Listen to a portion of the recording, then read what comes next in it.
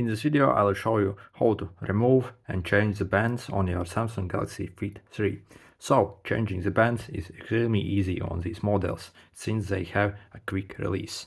So all we have to do is basically click with one fingernail, make sure you use actually a fingernail, and simply click pretty hard on this so the button gets in and it releases.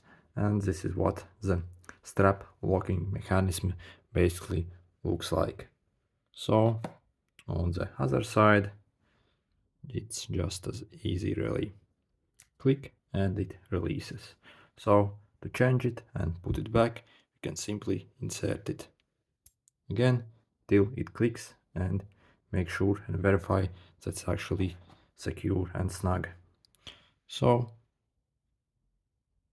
insert and simply push in till it clicks, and that's done. So if it was helpful, make sure to hit the like button. See you.